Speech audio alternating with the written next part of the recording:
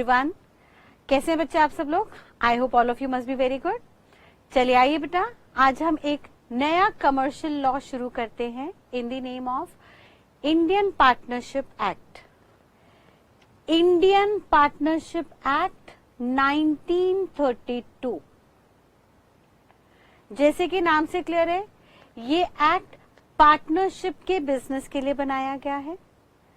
हम आगे चल के देखेंगे कि सर कोई भी बिजनेस कंडक्ट करने के लिए एसोसिएशन बनाते हैं, दो या दो से ज्यादा लोग इकट्ठे होते हैं काम करने के लिए। फिर वो जो एसोसिएशन बनाते हैं या तो वो उसको पार्टनरशिप में तब्दील करते हैं, या वो उसकी कंपनी बनाते हैं, या वो उसकी ट्रस्ट बनाते हैं, या कोऑपरेटिव सोसाइटी बनाते हैं एंड सो ऑन। ये एक्ट स्पेसिफिकली पार्टनरशिप की एसोसिएशन के लिए है और ये एक्ट पहले इंडियन कॉन्ट्रैक्ट एक्ट का हिस्सा हुआ करता था। जो आपने पहले इंडियन कॉन्ट्रैक्ट एक्ट पढ़ा है, उस कॉन्ट्रैक्ट एक्ट के अंदर सेल्स ऑफ गुड्स के भी प्रोविजंस थे और बिजनेस के पार्टनरशिप के भी प्रोविजंस थे। लेकिन आगे चल के लॉ मेकर ने कॉन्ट्रैक्ट एक्ट से गुड्स की सेल को निकाल के अलग कर दिया और उसके लिए अलग लॉ बना दिया, sales of goods act. And parallelly आगे चल के 1932 में उसी इंडियन कॉन्ट्रैक्ट एक्ट से पार्टनरशिप के प्रोविजंस उठा के अलग से एक एक्ट बना दिया in the name of Indian partnership act. और ये एक्ट 1932 के अंदर आया। यानी अगर मैं बेसिक बात करूं तो हुआ क्या सर, इंडियन कॉन्ट्रैक्ट एक्ट जो था वो 1872 में आया था। उसके अंदर ही गुड्स की सेल्स की भी बात थी और उसी के अंदर पार्टनरशिप की बात थी।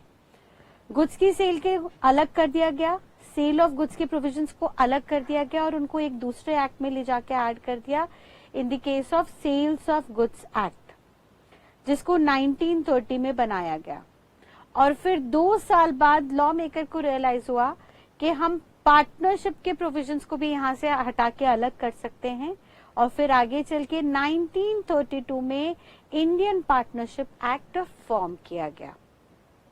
जैसे कि नाम से ही क्लियर है सर, इंडियन का मतलब क्या है? ये जो एक्ट और इसके जो प्रोविजंस है वो हम कहाँ पढ़ने वाले हैं सर? इंडिया के रेफरेंस में पढ़ने वाले हैं। यानी ये एक्ट एप्लीकेबल होगा to whole of India except Jammu and Kashmir.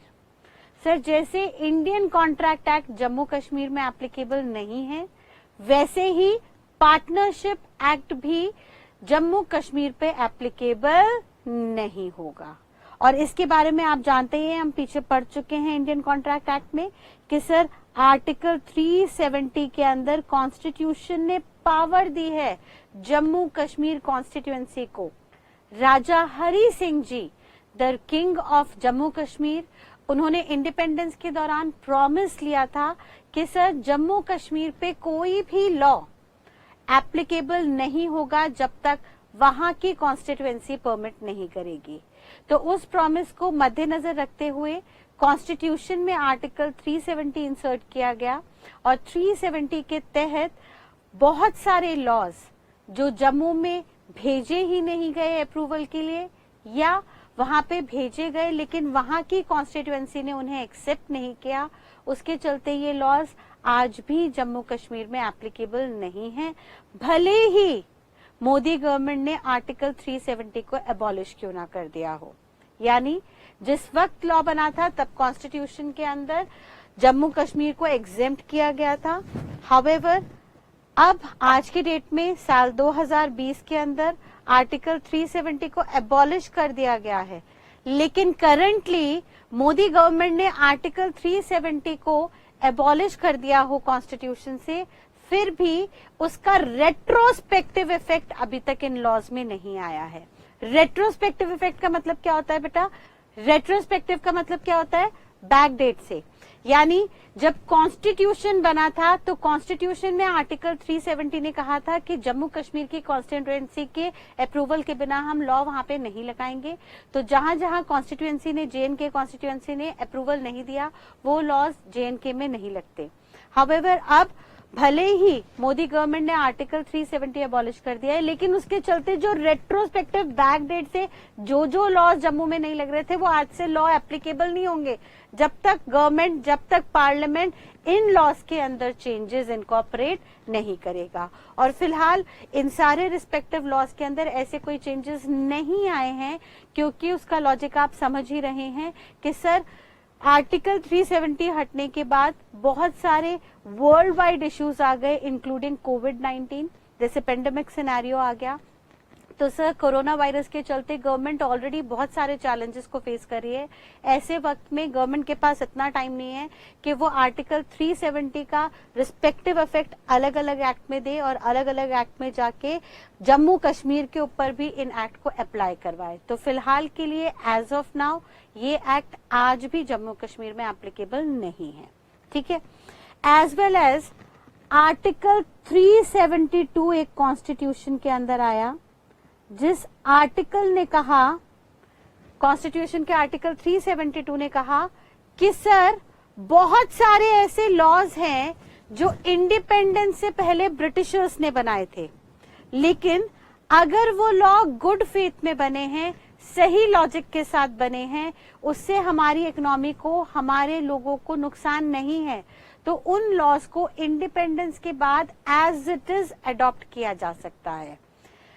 जिसके चलते बहुत सारे act like Indian contract act, sales of goods act, negotiable instrument act या इंडियन पार्टनरशिप एक्ट को एज इट इज अडॉप्ट कर लिया, और आज भी वही लॉ इंडिया में एप्लीकेबल है जो इंडिपेंडेंस से पहले ब्रिटिशर्स द्वारा इंडियन पार्लियामेंट में बनाया गया था।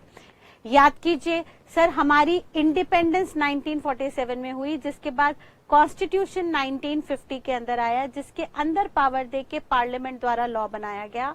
लेकिन कॉन्स्टिट्यूशन में आर्टिकल 372 के चलते ये बात क्लैरिफाइड थी कि सर इंडिपेंडेंस से पहले इंडिया के पार्लियामेंट में अगर कोई ब्रिटिशर्स ने लॉ गुड फेथ में बनाया है तो उस लॉ को हम as it is carry forward कर सकते हैं। उनमें से ये इंडियन पार्टनरशिप एक्ट भी है। देयरफॉर ये एक्ट हम आज भी कौन सी डेट का पढ़ रहे हैं, which came into enactment in the year 1932। ये 1932 के अंदर ब्रिटिशर्स ने इंडियन पार्लियामेंट के अंदर इनैक्ट किया था, पास किया था, यानी this is the law made by Britishers in Indian parliament. बात समझ में आ रही है? फर्दर बात समझिएगा जरा एक एक करके। सर 1932 ब्रिटिशर्स ने लॉ बनाया और ये इफेक्टिव कब हुआ? सर ये इफेक्टिव हुआ इंडिया के अंदर फ्रॉम 1 अक्टूबर 1932। ये बात आपसे ऑब्जेक्टिव में पूछ सकते हैं, एग्जामिनर पूछ सकता है, तो याद रखिएगा डेट क्या थी इस एक्ट को इनेक्ट करने की, अप्लाई करने की, इफेक्टिव करने की, दैट इज 1 अक्टूबर 1932।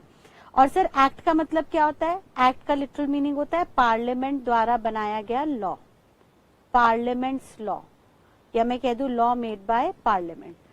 तो सर इंडियन पार्टनरशिप एक्ट 1932 के अंदर इंडियन दर्शाता है कि ये लॉ पूरी इंडिया में एप्लीकेबल होगा एक्सेप्ट JNK।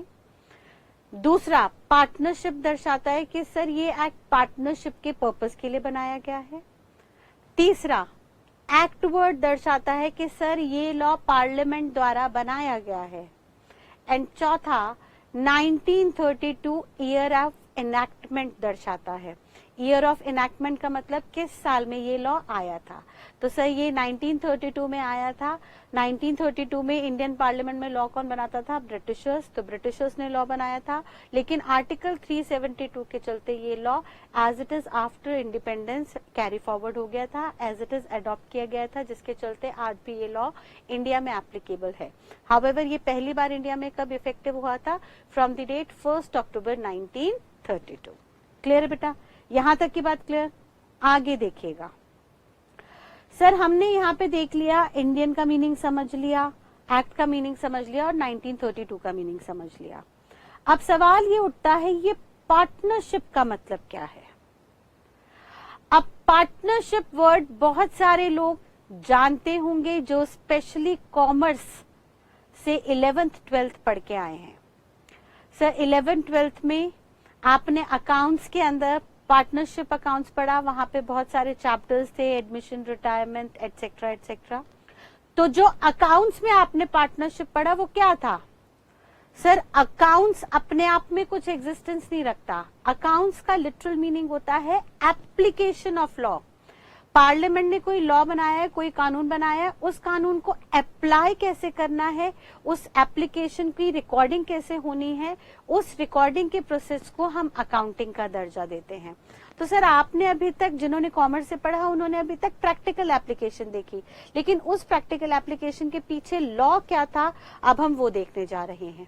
और अगर कोई नॉन कॉमर्स बैकग्राउंड के हैं, जिन्होंने कभी अकाउंट्स पढ़ा ही नहीं या अकाउंट्स के अंदर पार्टनरशिप पढ़ी नहीं, तो उन्हें बिल्कुल टेंशन लेने की जरूरत नहीं, क्योंकि सर हम तो बिल्कुल शुरुआत से पढ़ने जा रहे हैं, इसका बेसिक मीनिंग देखने जा रहे हैं, लॉ के अंदर इसके क्या क्या प्रोविजंस आए वो देखने जा रहे हैं। तो आपके लिए और बेहतर है, क्योंकि अब पहले आप लॉ समझोगे और बाद में आगे चल के इसकी प्रैक्टिकलिटी देखोगे।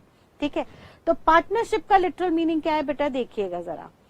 अगर मैं सिंपल भाषा में कहूं तो पार्टनरशिप का मतलब होता है दो या दो से ज्यादा लोग आपस में मिलते हैं कुछ पर्टिकुलर बिजनेस चलाने के लिए, सो दैट उस बिजनेस से वो प्रॉफिट कमा सके, और जो भी प्रॉफिट कमाए वो दोनों पार्टी आधा आधा या उस पर्टिकुलर रेशियो में बांट ले जिस पर्टिकुलर रेशियो में उन्होंने तय किया है। अब तय कैसे करते हैं भाई, मान लीजिए एक बिजनेस चलाने के लिए 10 लाख रुपए चाहिए थे, आधा पैसा मिस्टर ए ने डाला 5 लाख रुपए, आधा पैसा मिस्टर बी ने डाला 5 लाख रुपए।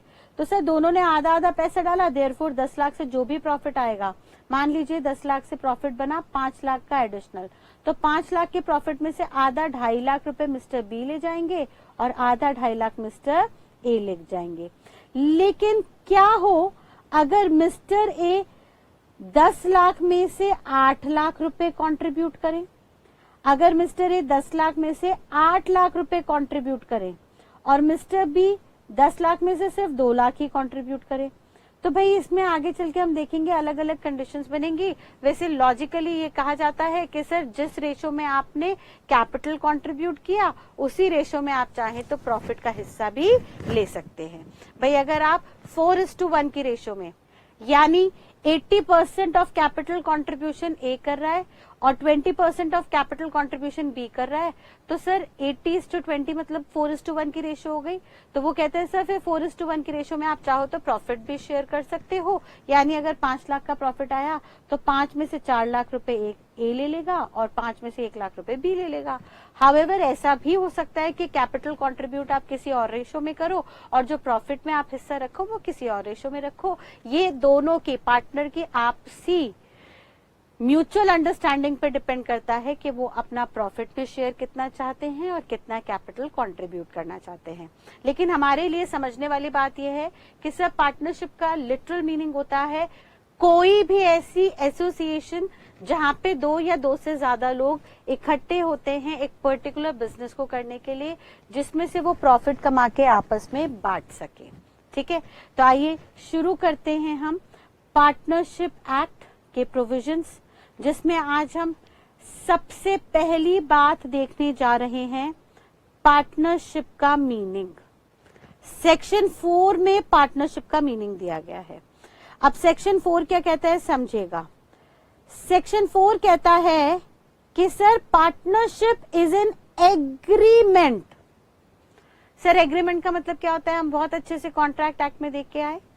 एग्रीमेंट का लिटरल मीनिंग होता है ऑफर एंड एक्सेप्टेंस। 2 पार्टी का होना जहां पे एक पार्टी दूसरी पार्टी को कुछ ऑफर दे रही है और दूसरी पार्टी उस ऑफर को एक्सेप्ट कर रही है।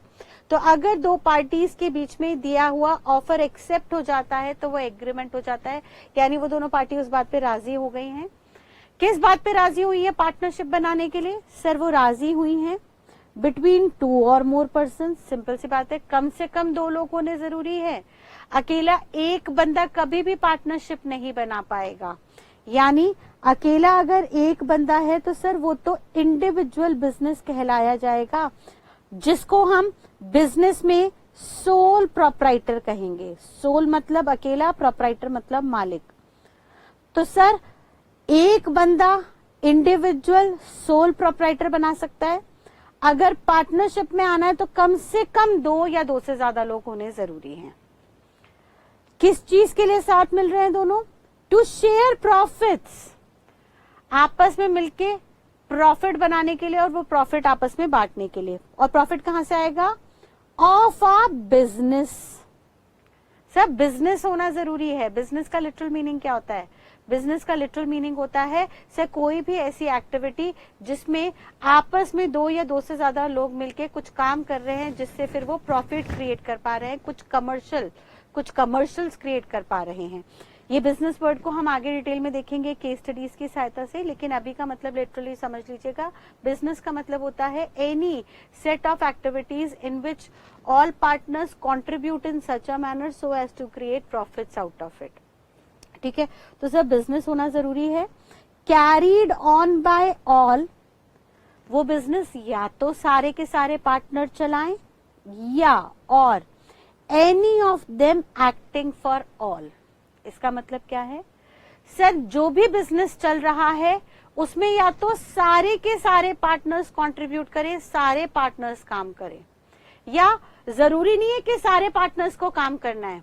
मान लीजिए एक फर्म में 5 पार्टनर हैं, तो सर ऐसा पॉसिबल हो सकता है कि 5 में से 2 लोग काम करें और बाकी 3 लोग काम ना करें, सिर्फ कैपिटल कंट्रीब्यूट करें, फर्म को, पार्टनरशिप को पैसा दें बिजनेस चलाने के लिए, और बाकी 2 लोग जो हैं वो हो सकता है पैसा ना दे रहे हो, काम कर रहे हो। तो सर 2 लोग काम करेंगे, 3 लोग पैसा देंगे, तो ऐसे में जो भी प्रॉफिट निकल के आएगा वो आपस में बांट लेंगे। या ऐसा भी हो सकता है कि 3 लोग पैसा देंगे और बाकी 2 लोग भी पैसा देंगे और वो काम भी करेंगे।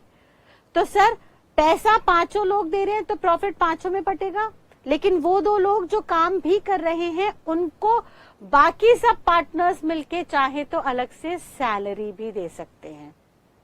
यानी बात को समझिए क्या हो रहा है? सर 5 पार्टनर थे, 5 में से 2 लोग काम कर रहे हैं और सब 5 के 5 पार्टनर्स ने पैसा लगाया है। तो 5 ने पैसा लगाया है तो 5 उस पैसे से कमाए हुए प्रॉफिट के हकदार हैं, लेकिन 5 में से 3 लोग तो अपनी लाइफ में बिजी हैं। ये तो पैसा लगा के भूल गए, अब इन्हें फर्म से कुछ लेना देना नहीं है, पार्टनरशिप फर्म से कोई लेना देना नहीं है। काम जो है एक्चुअली बाकी 2 पार्टनर कर रहे हैं। तो पार्टनरशिप एक्ट कहता है कि 2 लोग एक्स्ट्रा एफर्ट मार रहे हैं बाकी पार्टनर्स के मुकाबले, तो इन 2 लोगों को एक्स्ट्रा पैसे भी मिलने चाहिए और इनको जो पैसे मिल रहे हैं उनको रेम्यूनरेशन या सैलरी का नाम भी आप दे सकते हैं। यानी टेक्निकली पार्टनरशिप में हर पार्टनर को काम करना जरूरी नहीं है, कुछ पार्टनर या अकेला एक पार्टनर भी काम करे तो चलेगा, लेकिन ध्यान रखिएगा जो भी पार्टनर काम कर रहे हैं वो दूसरों के बिहाफ पे करेंगे, यानी हर पार्टनर एक दूसरे के लिए जिम्मेदार रहेगा। ये बात थोड़ी सी टीडियस है, इस बात को हम एक फॉर्मूले द्वारा बनाने की कोशिश करते हैं और बात को आगे बढ़ाते हैं। देखिएगा जरा हम क्या कहना चाह रहे हैं। मैंने क्या किया, इस सेक्शन 4 की डेफिनेशन को एक फॉर्मूले में तब्दील कर दिया। फॉर्मूला देखिएगा क्या है। हमने फॉर्मूला बनाया कि सर कोई भी पार्टनरशिप तभी पार्टनरशिप होगी, a partnership equals to an agreement, sir agreement होना जरूरी है, प्लस का मतलब क्या है सर, दूसरा एलिमेंट भी होना जरूरी है, खाली इनमें से कोई एक एलिमेंट नहीं होना चाहिए। यानी क्या क्या एलिमेंट होने जरूरी है देखिए फॉर्मूले में। सर पहले तो एग्रीमेंट होना चाहिए, फिर वो एग्रीमेंट किन के बीच में होना चाहिए, वो कह रहा है बिटवीन 2 पर्सन्स, एटलीस्ट कम से कम 2 लोगों के बीच में होना चाहिए। प्लस तीसरी condition having share of profits, sir उसी डेफिनेशन को मैंने तोड़ दिया, वो जो भी पर्सन मिल रहे हैं पार्टनरशिप में उनको प्रॉफिट में हिस्सा मिलना चाहिए क्योंकि वो काम कर रहे हैं, पैसा लगा रहे हैं। प्लस फ्रॉम बिजनेस, ये जो प्रॉफिट आएगा ये प्रॉफिट कहां से आना चाहिए, बिजनेस से आना चाहिए। अगर बिजनेस नहीं है तो सर फिर ये जो एसोसिएशन है इसको हम पार्टनरशिप का नाम नहीं देंगे। एंड हैविंग म्यूचुअल एजेंसी, इसका मतलब क्या है सर, जो भी पार्टनर बन रहे हैं उन सब सबका आपस में म्यूचुअल एजेंसी होना जरूरी है। म्यूचुअल एजेंसी का मतलब क्या होता है? हर बंदा एक दूसरे की जिम्मेदारी लेगा। मैम ये बात थोड़ी समझ में आ रही है लेकिन ज्यादा क्लियर नहीं हो रही। तो चलिए, अब पहली बात तो हमने फॉर्मूले में 5 एलिमेंट डाल दिए। हमने कहा पार्टनरशिप की डेफिनेशन कहाँ पे दी है? सेक्शन 4 में। और सेक्शन 4 के अंदर 5 एलिमेंट्स इंपॉर्टेंट हो गए, जिनके होने पे, इन पांचों के पांचों एलिमेंट्स के होने पे ही पार्टनरशिप फर्म बनेगी। और वो 5 एलिमेंट्स क्या क्या हो गए? सर सबसे पहले एग्रीमेंट होना चाहिए। एग्रीमेंट होना चाहिए। ये एग्रीमेंट कैसा होना चाहिए? रिटर्न या ओरल भी चलेगा। Sir agreement can be anything. हम यहाँ पे एग्रीमेंट कह रहे हैं, कॉन्ट्रैक्ट नहीं। इसका मतलब क्या है? याद कीजिए इंडियन कॉन्ट्रैक्ट एक्ट। एग्रीमेंट और कॉन्ट्रैक्ट दोनों में फर्क ही क्या है? Sir agreement means any offer which has been accepted is an agreement, but if any agreement is enforceable by law, यानी किसी भी एग्रीमेंट में section 10 of Indian contract act के एलिमेंट्स हैं, तो सर फिर वो एग्रीमेंट कोर्ट में एनफोर्सेबल हो सकता है। सामने वाली पार्टी अगर अपना प्रॉमिस तोड़े, ब्रीच करे, तो दूसरी पार्टी उसके अगेंस्ट कोर्ट में एक्शन ले सकती है। तो सर कोई agreement which is enforceable by law will become contract. यानी agreement not enforceable by law is not a contract. However partnership में वो क्या कह रहा है? एग्रीमेंट होना चाहिए या कॉन्ट्रैक्ट होना चाहिए? सर यहां पे उन्होंने एग्रीमेंट बोला है। उन्होंने कहा एग्रीमेंट होना जरूरी है। इसका मतलब क्या है? सर कॉन्ट्रैक्ट नहीं बोल रहा। इसका मतलब है कि पार्टनरशिप के एग्रीमेंट को कोर्ट में एनफोर्स कर भी सकते हैं, और ऐसा भी हो सकता है कि पार्टनरशिप कोर्ट में एनफोर्सेबल ना हो। यानी पार्टनरशिप के एग्रीमेंट में अगर सेक्शन 10 के एलिमेंट्स हैं, वो क्या है? अभी हम आगे धीरे धीरे चल के बनाते जाएंगे। तो सर फिर वो कॉन्ट्रैक्ट है, और कॉन्ट्रैक्ट है तो वो एनफोर्सेबल इन लॉ है। यहाँ पे अगर एक पार्टनर वादा तोड़ रहा है तो दूसरा पार्टनर उसके अगेंस्ट कोर्ट में जा सकता है। लेकिन अगर एग्रीमेंट में, अगर पार्टनरशिप के एग्रीमेंट में section 10 of Indian contract act के एलिमेंट्स नहीं है, तो सर फिर वो एग्रीमेंट ही रहेगा, वो कॉन्ट्रैक्ट नहीं बनेगा, और उसका कोई लीगल ऑब्लिगेशन नहीं होगी। यानी that can not be enforceable in the court of law. इसका मतलब क्या है कि ऐसे केस में एक पार्टनर ब्रीच करेगा भी तो भी दूसरा पार्टनर उसके अगेंस्ट कोई एक्शन नहीं ले पाएगा। इसका मतलब ये हुआ, समझिए। अब हम फॉर्मूला बनाना शुरू कर रहे हैं। यहाँ पे कुछ बातों का जरा देखिएगा एक बार। सर एग्रीमेंट है, पार्टनरशिप कॉन्ट्रैक्ट नहीं है। इसका सिंपल मीनिंग ये है कि कोई भी partnership may have legal obligation, it may have legal obligation or it may not have legal obligation. कुछ केसेस में कोर्ट में जा सकते हैं पार्टनरशिप में, कुछ केसेस में कोर्ट में नहीं जा सकते। और वो केसेस क्या क्या होंगे हम आगे चल के धीरे धीरे बनाते रहेंगे। रेदर आज ही की क्लास में इस पॉइंट को हम समझने की कोशिश करेंगे। सेकेंडली उन्होंने कहा सर ये एग्रीमेंट बिटवीन 2 और मोर पर्सन्स होना चाहिए। यानी इसमें कितने लोग होने चाहिए? वो कह रहे हैं सर मिनिमम, कम से कम 2 या 2 से ज्यादा होने चाहिए। कम से कम 2 तो होंगे ही, ठीक है, मिनिमम 2 तो होने ही चाहिए। 2 हो सकते हैं या 2 से ज्यादा भी। और ये बात कहाँ पे लिखी है? ये बात लिखी है section 4 of Indian partnership act 1932। और ज्यादा से ज्यादा कितने लोग होने चाहिए? मैक्सिमम पर्सन कितने होने चाहिए?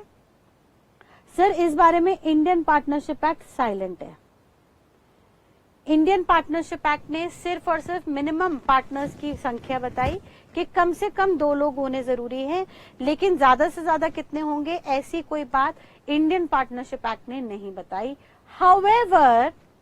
हाउएवर कंपनीज एक्ट 2013 के अंदर एक सेक्शन आया, सेक्शन 464, जिसके अंदर पार्टनरशिप फर्म के मैक्सिमम पार्टनर्स की संख्या बताई गई। और कंपनीज एक्ट के सेक्शन 464 ने कहा कि सर ज्यादा से ज्यादा 50 लोग एक फर्म में पार्टनर हो सकते हैं। मैम आप 50 कह रहे हो, हमने तो 11th-12th में कुछ और पढ़ा है। मैम वहां पे हमने तो पढ़ा था कि बैंकिंग फर्म के अंदर मैक्सिमम 10 लोग पार्टनर हो सकते हैं और बैंक के अलावा अदर बिजनेस फर्म के अंदर मैक्सिमम 20 लोग पार्टनर हो सकते हैं। तो बेटा जो आपने पढ़ा था वो गलत नहीं था, लेकिन ये प्रोविजंस कंपनीज एक्ट 1956 के अंदर दिए गए थे। 1956 जो पुराना कंपनी एक्ट था उसके अंदर ये प्रोविजंस दिए गए थे। हावेवर साल 2013 के अंदर नया कंपनी एक्ट आया और उन्होंने पुराने एक्ट को ओवरराइड करके 10 और 20 की बात को खत्म करके 50 की नई लिमिट इंट्रोड्यूस की। तो वैसे तो टेक्निकली कंपनीज एक्ट 1956 खत्म हो गया है, कंपनीज एक्ट 2013 एप्लीकेबल है।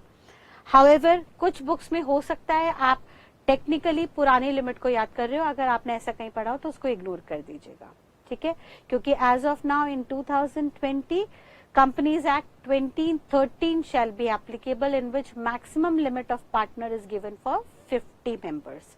मैक्सिमम 50 लोग पार्टनर बन सकते हैं एक फर्म के अंदर। यानी ये 10 और 20 की बात जो है वो रिडंडेंट हो गई, ऑब्सोलीट हो गई, पुरानी हो गई। अब ऐसी कोई लिमिट इंडिया में एग्जिस्ट नहीं करती, हमें ऐसा कोई प्रोविजन अब नहीं पढ़ना, ठीक है।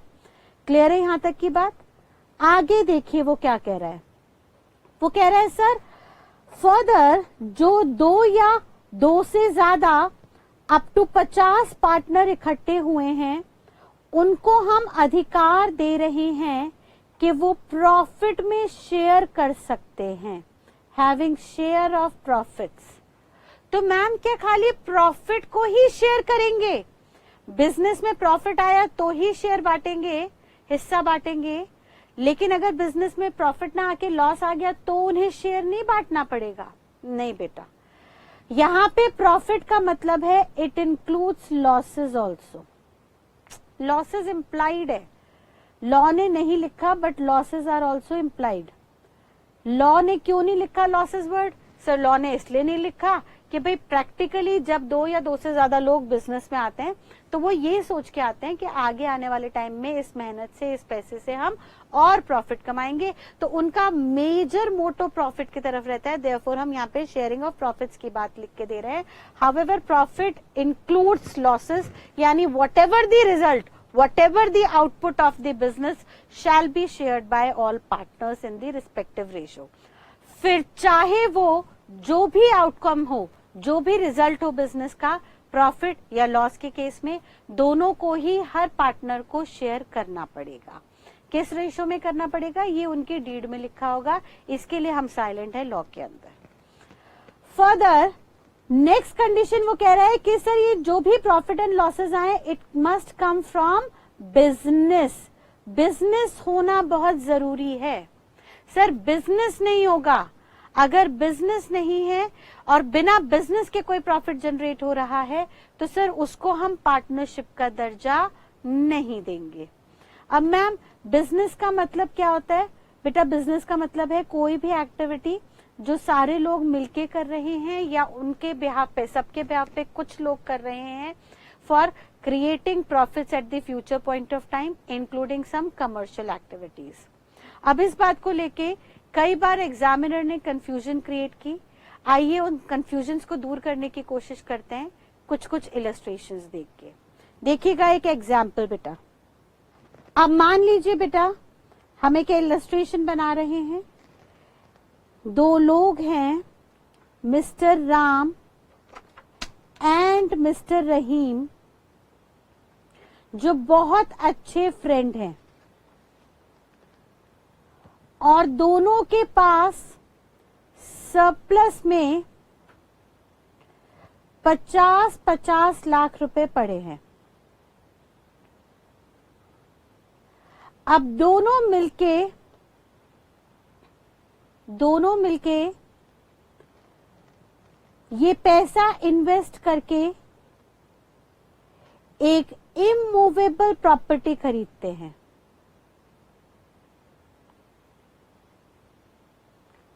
मान लीजिए एक मॉल में एक शोरूम खरीदते हैं, शोरूम इन अ मॉल, और फिर वो शोरूम आगे किराए पे चढ़ा देते हैं। यानी पहला काम क्या करते हैं, शोरूम खरीदते हैं, प्लस सब्सिक्वेंटली मतलब आगे चल के subsequently let out showroom on rent. यानी पहला काम क्या किया था, इन्वेस्ट किया था अपने सरप्लस को, और फिर दूसरा काम क्या किया, इन्वेस्टेड प्रॉपर्टी को रेंट आउट कर दिया।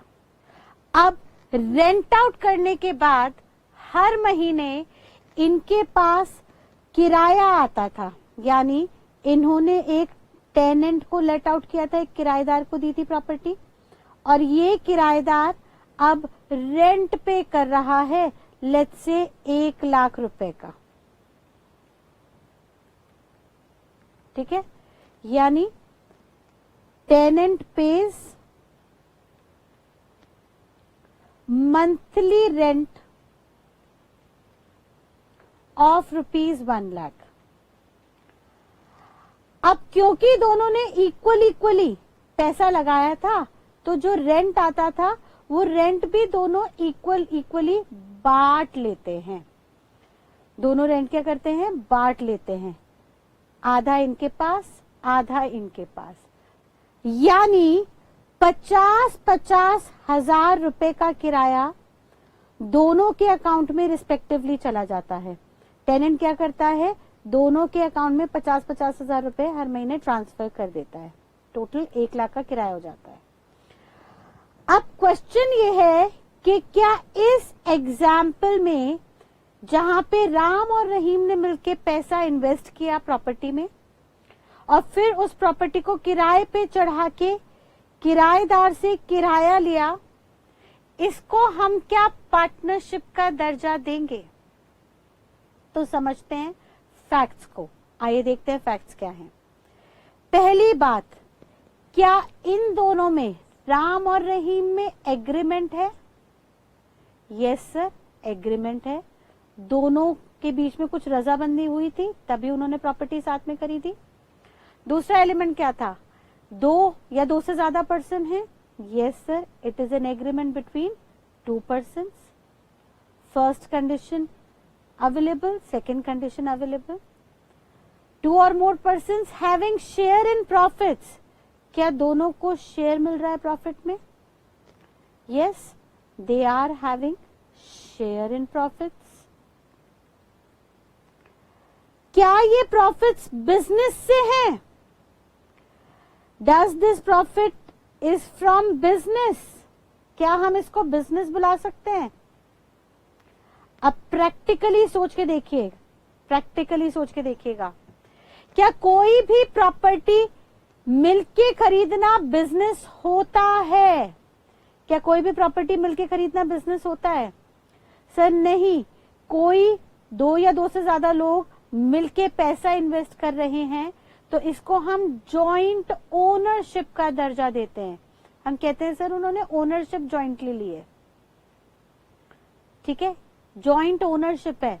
ये उनका बिजनेस थोड़ी ना है प्रॉपर्टी खरीद के किराए पे लेना, उनका बिजनेस अपना अलग अलग है। मान लो मिस्टर राम जो हैं, इनकी रेडीमेड गारमेंट की दुकान है, और जो मिस्टर रहीम हैं, इनकी इलेक्ट्रॉनिक्स का शोरूम है। तो दोनों अपना अपना काम करते हैं, लेकिन दोनों के बिजनेस में से जो प्रॉफिट सरप्लस निकल के आता है उसको वो अपनी मर्जी से इन्वेस्ट कर देते हैं आगे। तो यहां पे उन्होंने कहा सर ये सीधे सीधे जॉइंट ओनरशिप है, it is considered as joint ownership. Therefore, we cannot call it as business. ये कोई business नहीं है. Business का मतलब होता है वो काम जिसके लिए पूरे दिन एफर्ट्स लगाए जा रहे हैं, 2 या 2 से ज्यादा लोग मिलके उसमें एफर्ट्स लगा रहे हैं. सर यहाँ पे तो उन्होंने कोई एफर्ट लगाया नहीं, इनका रिस्पेक्टिव अपना अपना काम था. इन्होंने तो क्या किया, वहां कामों से जो प्रॉफिट निकल के आए उसको री इन्वेस्ट कर दिया और एक प्रॉपर्टी में लगा दिया और उस प्रॉपर्टी में ज्वाइंट ओनरशिप ले ली. तो सर ये ज्वाइंट ओनरशिप है, बिजनेस नहीं है. और क्योंकि यहाँ पे बिजनेस का एलिमेंट मिसिंग हो गया, देयरफॉर सर सेक्शन 4 के accordingly we shall not considered it as a partnership. ये पार्टनरशिप नहीं कहलाई जाएगी बिकॉज यहाँ पे बिजनेस का नेसेसरी एलिमेंट मिसिंग है. तो सर टेक्निकली स्पीकिंग मैं ये कह सकती हूं इस एग्जाम्पल नंबर 1 में कि सर बिजनेस का मतलब सिंपली क्या होता है, कोई भी ऐसा काम एनी वर्क जो लोग मिलके कर रहे हैं, जहां पे सब लोग एफर्ट डाल रहे हैं, वेयर इन पार्टनर्स पुटिंग. क्या पार्टनर्स पुट कर रहे हैं, सिर्फ पैसा या एफर्ट भी? पैसा भी लगा रहे हैं, कैपिटल भी इन्वेस्ट कर रहे हैं और साथ साथ यहां पे एफर्ट्स भी डाल रहे हैं फॉर कमर्शियल पर्पस, कुछ कमर्शियल पर्पस के लिए, so as to make profits therefrom, so that उससे वो प्रॉफिट कमा सकें.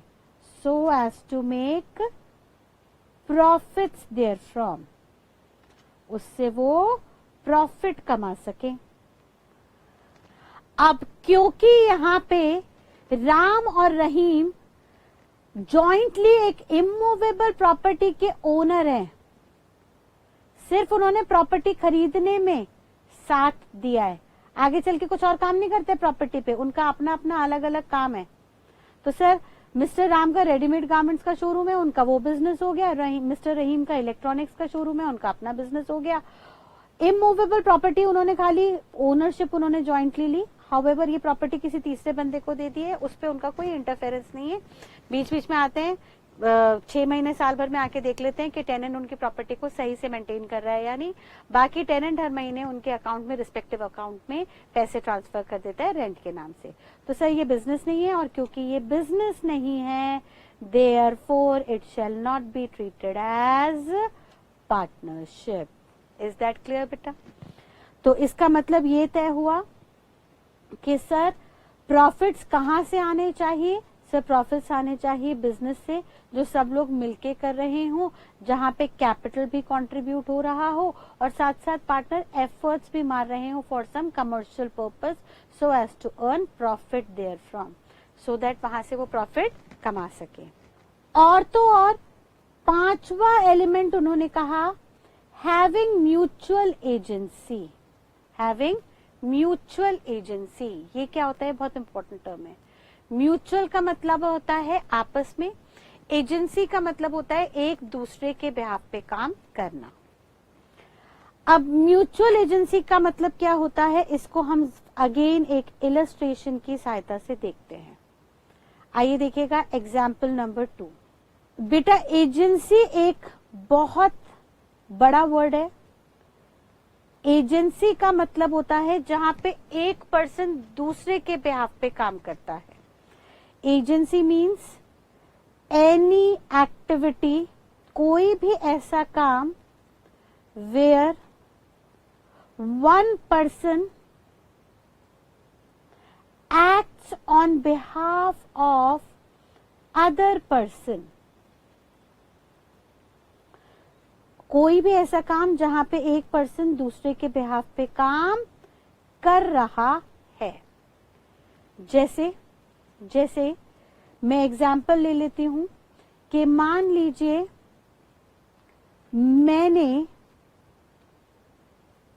मैं दिल्ली में रहती हूं और मैंने मुंबई महाराष्ट्र में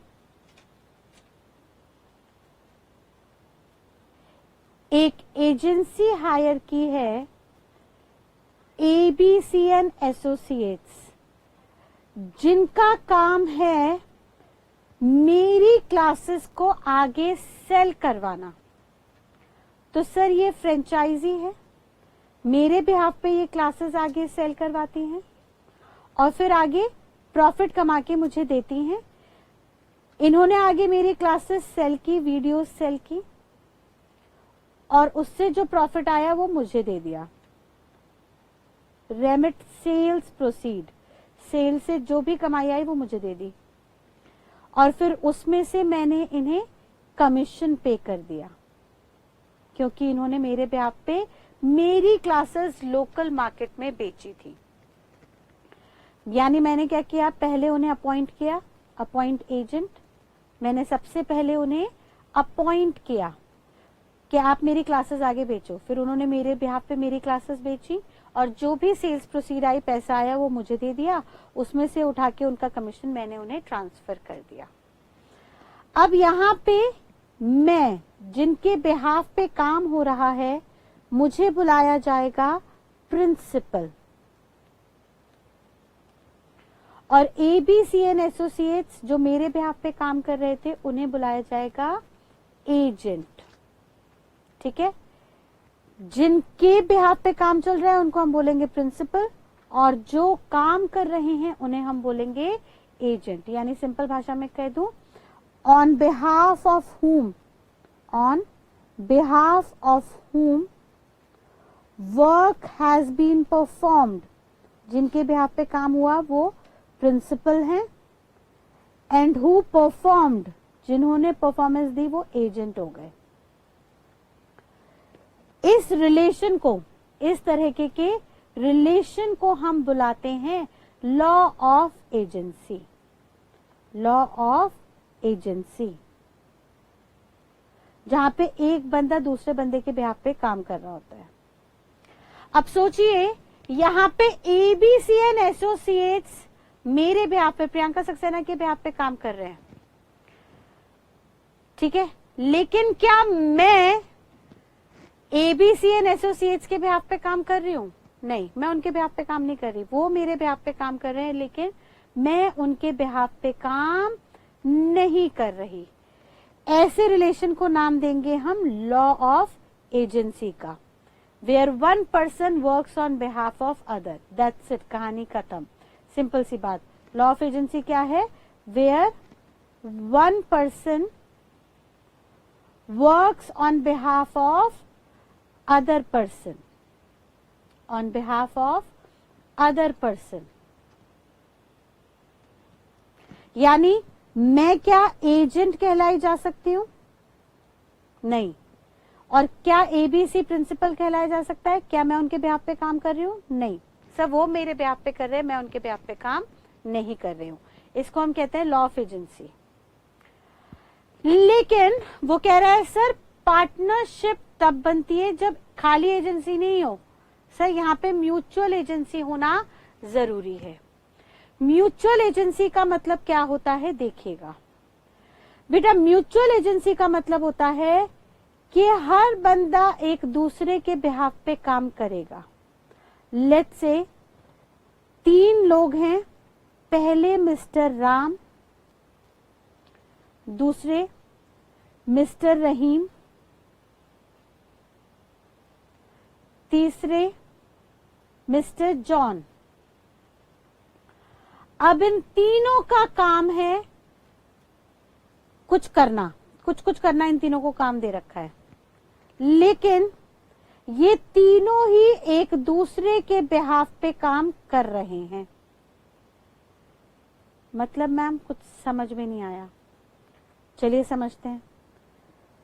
सर ये तीनों को क्या कर दिया? काम बांट दिया।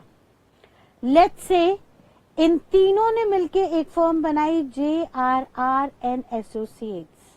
J for John, R for Rahim, R for Ram. ठीक है, JRR & एसोसिएट्स बनाई।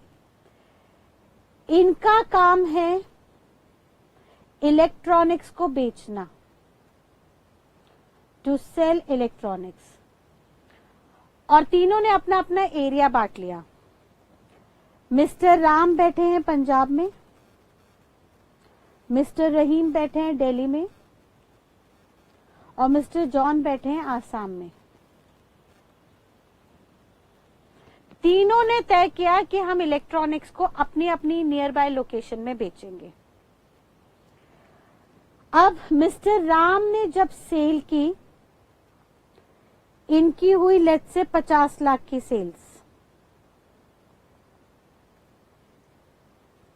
मिस्टर रहीम ने जो सेल की, मान लेते हैं इन्होंने सेल्स की 80 लाख की, मेट्रो सिटी में बैठे थे, यहां डिमांड ज्यादा थी।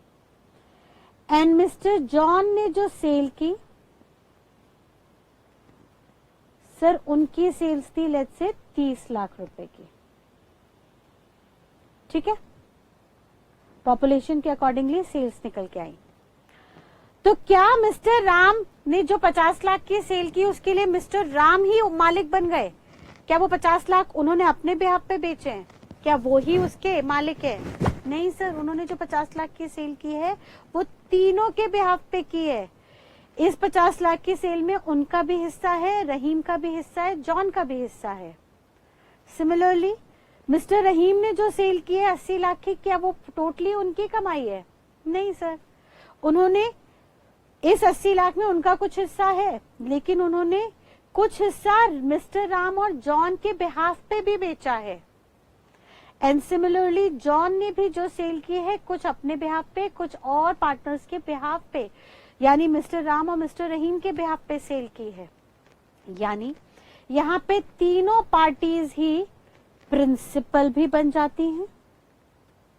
लेट्स से मैं प्रिंसिपल को कह देती हूँ पी, और एजेंट भी बन जाते हैं, इसको कह देती हूँ ए। तो मिस्टर राम जो है वो प्रिंसिपल भी हैं, एजेंट भी हैं। मिस्टर रहीम जो है वो प्रिंसिपल भी हैं, एजेंट भी हैं। मिस्टर जॉन जो है वो प्रिंसिपल भी हैं, एजेंट भी हैं। यानी उन्होंने एज एन एजेंट दूसरों के बिहाफ पे भी माल बेचा है, और कुछ दूसरों ने उनके बिहाफ पे माल बेचा है जिसके लिए वो प्रिंसिपल बन गए। मैम थोड़ा सा और क्लैरिफाई कीजिए, चलो थोड़ा सा और इसको स्पेसिफिक ले लेते हैं हम, समझिए।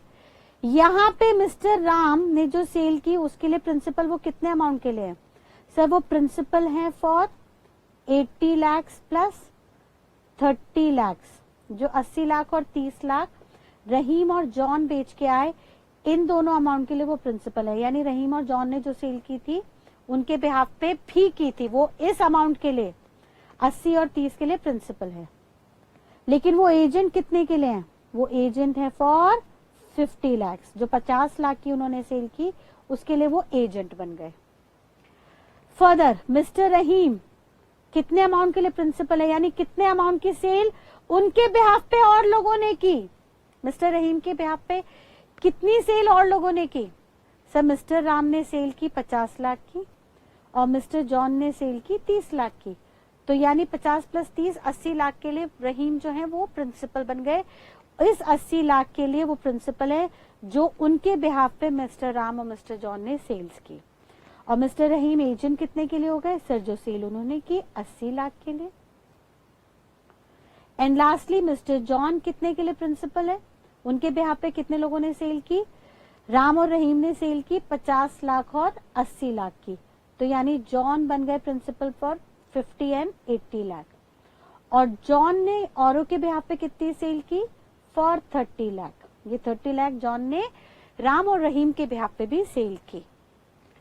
तो सर ऐसे में एक ही बंदा जब प्रिंसिपल भी बन जाए और एजेंट भी, हर बंदा एक दूसरे का एजेंट भी हो जाए, और क्योंकि एक दूसरे का एजेंट हो गया तो दूसरे के बिहाफ पे भी काम कर रहा है और दूसरा उसके बिहाफ पे भी काम कर रहा है, जिसकी वजह से वो प्रिंसिपल है। तो ऐसी कॉन्फ़िगरेशन को हम नाम देते हैं म्यूचुअल एजेंसी का। यानी म्यूचुअल एजेंसी का मतलब है हर बंदा एक दूसरे का प्रिंसिपल भी होगा और हर बंदा एक दूसरे का एजेंट भी होगा। और अगर ये म्यूचुअल एजेंसी हुई एसोसिएशन में तो ही वो पार्टनरशिप का दर्जा ले पाएगी। सर यहाँ पे तीनों में म्यूचुअल एजेंसी है, म्यूचुअल एजेंसी एग्जिस्ट, देयरफॉर तीनों के एसोसिएशन को हम नाम दे देंगे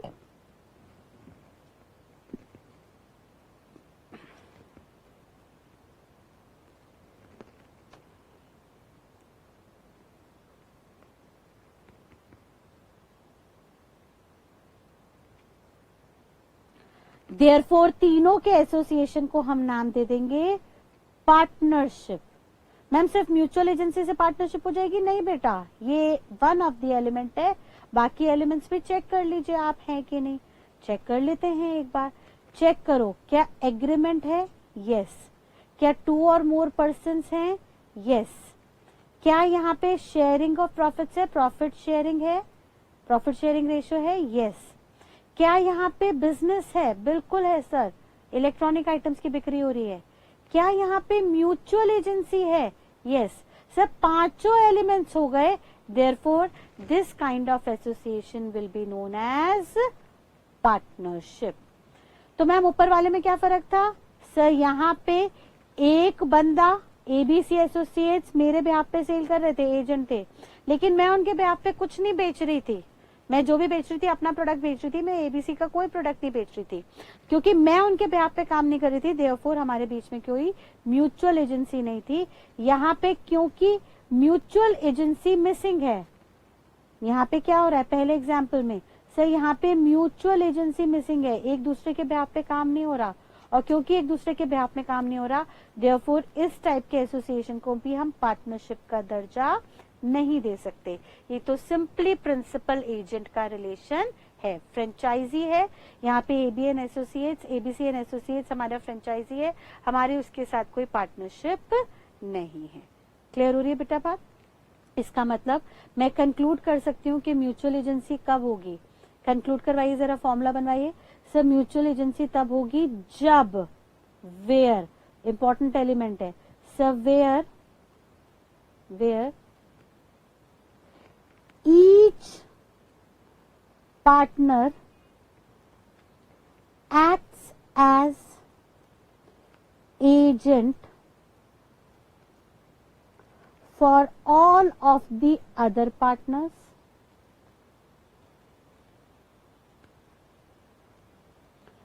plus each partner acts as principal on behalf of whom all the other partners acts as agent। यानी पार्टनरशिप तभी बनेगी जब दो एलिमेंट होने चाहिए, हर पार्टनर एजेंट भी होगा और हर पार्टनर प्रिंसिपल भी होगा एक दूसरे का, तभी पार्टनरशिप बनेगी। और पार्टनरशिप जो बनेगी उसके अंदर जो भी लोग आएंगे, इन्वॉल्व होंगे, मेंबर्स आएंगे, उनको हम पार्टनर्स के नाम से बुलाएंगे। यानी हर बंदा एक दूसरे के काम के लिए रिस्पॉन्सिबल हो जाएगा, समझ लीजिए। That is each person shall be liable for the acts done by other person। अच्छे से समझ लीजिएगा, आगे हम इसका केस स्टडी भी पढ़ेंगे। वो कह रहा है हर बंदा, यहाँ पे हर बंदा दूसरे बंदे के लिए रिस्पॉन्सिबल होगा, लायबल होगा। सर हर बंदा लायबल होगा दूसरे के लिए। यानी कल को जॉन ने 30 लाख का प्रॉफिट ना कमा के लॉस जनरेट कर दिया, 30 लाख का जॉन लॉस जनरेट कर दिया, लॉस आ गया, तो सर इस लॉस के लिए भी राम और रहीम रिस्पॉन्सिबल माने जाएंगे। यानी ऐसा नहीं होगा कि जॉन ने लॉस किया और राम रहीम ने प्रॉफिट कमाया तो वो जॉन को बाहर कर देंगे, नहीं सर। फिर टोटल देखा जाएगा। टोटल सिंपली काम क्या होगा सर, 50 लाख का प्रॉफिट प्लस 80 लाख का प्रॉफिट माइनस 30 लाख का नुकसान, टोटल 100 लाख का निकल के आएगा नेट। ये 100 लाख तीनों में बराबर बढ़ जाएगा 1:1:1 की रेशियो में। भले ही उसमें से एक पार्टनर ने पूरा का पूरा लॉस क्यों ना किया हो, उस लॉस के लिए भी ये लोग इक्वली रिस्पॉन्सिबल होंगे, क्योंकि इनके बीच में म्यूचुअल एजेंसी है। हर बंदा एक दूसरे के फायदे और नुकसान, हर बंदा एक दूसरे के द्वारा किए गए काम के लिए जिसकी वजह से बिजनेस में फायदा हो रहा है या नुकसान, उसके लिए जिम्मेदार होगा, चाहे वो सही काम हो या गलत काम, चाहे उससे फायदा मिले या नुकसान मिले। क्लियर है बेटा यहाँ तक की बात समझ में आ रही है?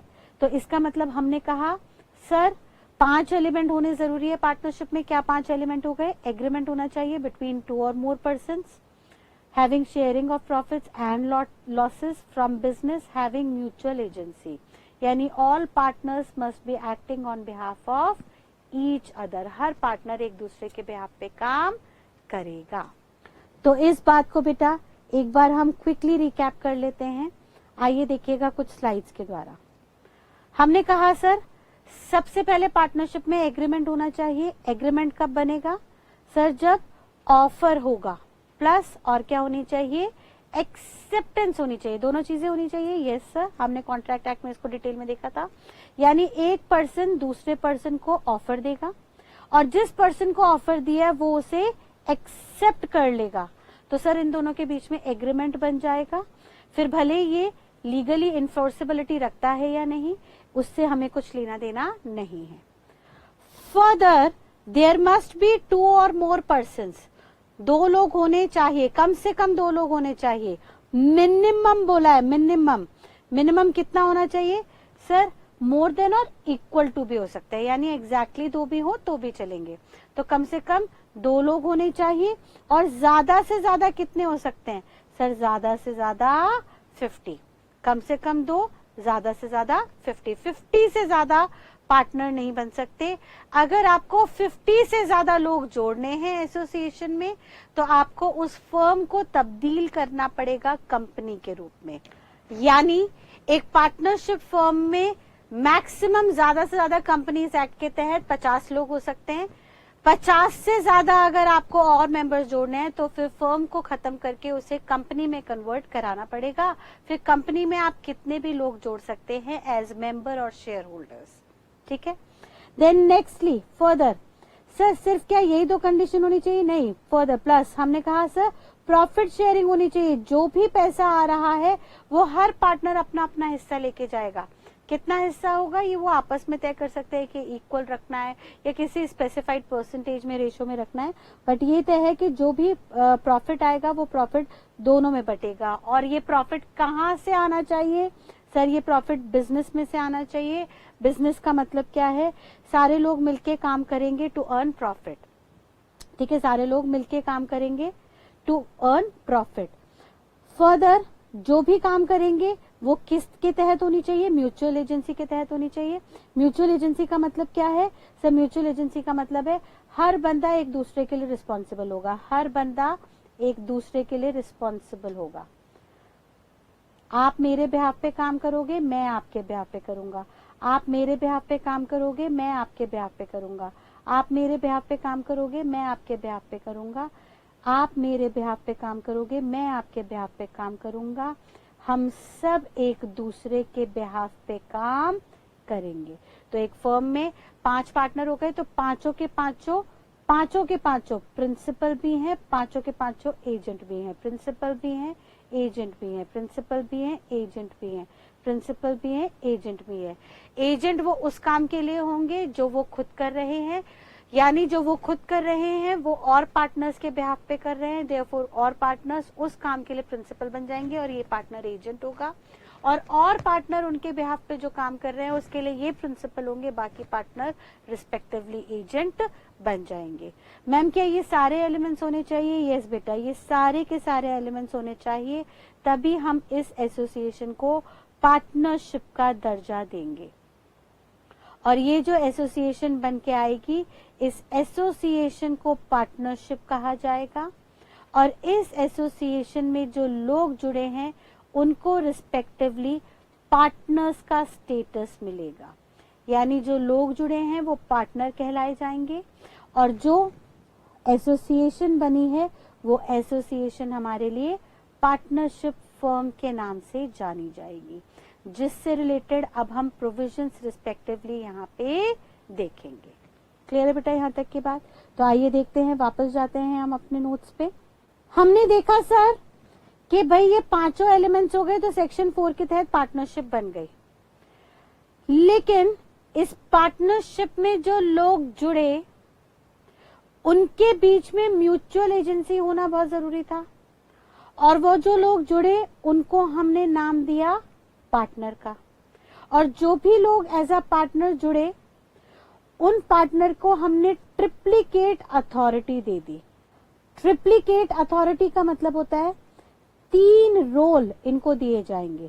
सर पहला, एक तो ये पार्टनर है, दूसरा ये एजेंट है। किसके एजेंट है? सर पूरी फर्म के भी एजेंट है और बाकी सब पार्टनर्स के भी एजेंट है। मैम फर्म और पार्टनर में क्या फर्क है? सर वैसे कोई खास फर्क नहीं है, बट यहाँ पे समझने के लिए कर देते हैं। Partners collectively known as firm, partners को ही कलेक्टिवली फर्म बुलाया जाता है। Partners collectively known as firm, तो फर्म के बिहाफ पे भी ये एजेंट है और अदर पार्टनर्स के बिहाफ पे भी, एज वेल एज इनको हम प्रिंसिपल का भी दर्जा देंगे, यानी और पार्टनर के लिए प्रिंसिपल भी हैं। हमने देख ही लिया था बहुत अच्छे से म्यूचुअल एजेंसी में। सर ये औरों के लिए प्रिंसिपल है और औरों के बिहाफ पे एजेंट भी है, यानी यहाँ पे इन्हें 3 रोल प्ले करना है, पार्टनर का भी, एजेंट का भी और प्रिंसिपल का भी। और ये एज एन एजेंट और प्रिंसिपल क्यों काम करते हैं? क्योंकि सर पार्टनरशिप में म्यूचुअल एजेंसी होना बहुत जरूरी है। इस म्यूचुअल एजेंसी को आज से हम ट्रू टेस्ट ऑफ पार्टनरशिप भी कह सकते हैं। यानी लॉ मेकर कहता है कि सर वैसे तो पार्टनरशिप बनाने के लिए ये सारे एलिमेंट्स होने जरूरी हैं, लेकिन इन सब में भी सबसे इंपॉर्टेंट, सबसे एसेंशियल एलिमेंट जो है वो म्यूचुअल एजेंसी का होना चाहिए, क्योंकि ये एक सबसे टेक्निकल एलिमेंट है जो हर तरह के एसोसिएशन में नहीं होता। भाई हमने देखा था पीछे एक एग्जाम्पल में कि मैंने, प्रियंका सक्सेना ने एक फ्रेंचाइजी हायर की, एक फ्रेंचाइजी अपॉइंट की एबीसीएन एसोसिएट्स, और उनको कहा कि आप, मैं यहाँ पे दिल्ली में लोकेटेड हूँ, दिल्ली में, आप महाराष्ट्र की सेल्स को कवर कीजिए, आप महाराष्ट्र में मेरे कोर्सेज, मेरी वीडियो क्लासेस सेल कीजिए और उस पर मैं आपको कमीशन दूंगी। तो सोच के बताइए, हम दोनों के बीच में एग्रीमेंट है? यस। हम दोनों के बीच में 2 और मोर पार्टीज हैं? यस सर, 2 पार्टीज हैं। हम दोनों के बीच में शेयरिंग ऑफ प्रॉफिट्स है, जो भी फीस आ रही है वीडियो क्लासेस बेच के उसमें से कुछ कमीशन मैं उनको दे रही हूँ, तो कुछ पार्ट है। यहाँ पे क्या बिजनेस हो रहा है? Yes, it is a nature of business only. लेकिन क्या यहाँ पे म्यूचुअल एजेंसी है? वो भले ही मेरे बिहाफ पे एज एन एजेंट काम कर रहे हैं, लेकिन क्या मैं उनके बिहाफ पे एज एन एजेंट काम कर रही हूँ? क्या मैं एबीसीएन एसोसिएट्स की वीडियो क्लासेस दिल्ली में बेच रही हूँ? नहीं सर, यहाँ पे म्यूचुअल एजेंसी मिसिंग है। देयरफॉर हम दोनों के एसोसिएशन को हम पार्टनरशिप का दर्जा नहीं देंगे। तो बेसिकली हम बहुत सारे ऐसे बिजनेस एसोसिएशंस देखेंगे जहां पे म्यूचुअल एजेंसी नहीं होगी, और due to absence of mutual agency वहां पे एसोसिएशन को पार्टनरशिप का दर्जा नहीं दिया जाएगा, रादर वो कुछ और तरीके के एसोसिएशंस हो जाएंगी। तो हम देखते हैं यहाँ पे उन्होंने कहा मेयर पार्टनरशिप, ये मेयर है, mayor partnership in profits of partnership firm will not be the conclusive evidence for the existence of partnership। सिर्फ प्रॉफिट में हिस्सा लेने से कोई पार्टनरशिप फर्म नहीं बन जाएगी। There are other essential elements also which will conclude into a partnership। Sir क्या एलिमेंट्स होंगे? सबसे पहले एग्रीमेंट होना चाहिए, दूसरा 2 और मोर पर्सन्स होने चाहिए, तीसरा शेयरिंग ऑफ प्रॉफिट्स होना चाहिए, चौथा बिजनेस में से शेयरिंग ऑफ प्रॉफिट्स होना चाहिए। याद रखिए को ओनरशिप, ज्वाइंट ओनरशिप वगैरह ये बिजनेस नहीं होते। एंड पांचवा म्यूचुअल एजेंसी होना जरूरी है। सारे पार्टनर्स एक दूसरे के प्रिंसिपल भी होंगे और सारे पार्टनर्स ही एक दूसरे के एजेंट भी माने जाएंगे। अगर ये सारी कंडीशंस सेटिस्फाई हो रही हैं तो ही वो पार्टनरशिप है, और उसमें भी मोस्ट एसेंशियल एलिमेंट जो है वो म्यूचुअल एजेंसी की है। दैट इज यहाँ पे rather the most essential element, rather the most essential element of partnership is mutual agency. चलिए, ये वर्ड इंडस्ट्री में बहुत बार कंफ्यूजन क्रिएट करता है, तो इसको हम कुछ और एग्जाम्पल से डिटेल में समझते हैं।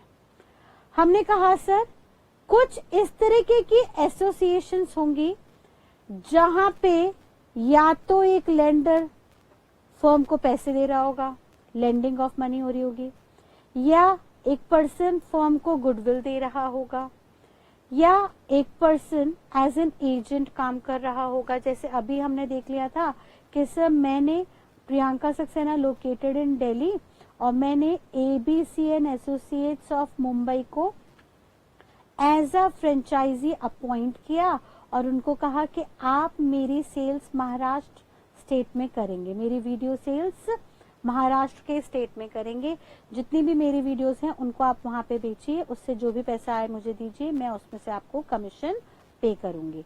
तो सोच के बताइए, मैंने उन्हें राइट दिया to sell my goods in a particular area and he sold those goods and remit the sale proceeds, जो भी उससे पैसा आया वो पैसा मुझे रेमिट कर दिया, ट्रांसफर कर दिया और उसमें से फिर मैंने कमीशन दिया। तो सर क्या यहाँ पे एग्रीमेंट है? पहला एलिमेंट है यस। क्या यहाँ पे 2 और मोर पर्सन है? यस। क्या यहाँ पे प्रॉफिट शेयरिंग है? रुकिए सर, यहाँ पे प्रॉफिट तो नहीं शेयर हो रहा है, लेकिन प्रॉफिट में से कुछ हिस्सा निकाल के कमीशन के नाम पे दे रहे हैं, उसे भले ही आप लेमैन लैंग्वेज में प्रॉफिट शेयरिंग मान लीजिए। क्या यहाँ पे बिजनेस है? बिल्कुल है।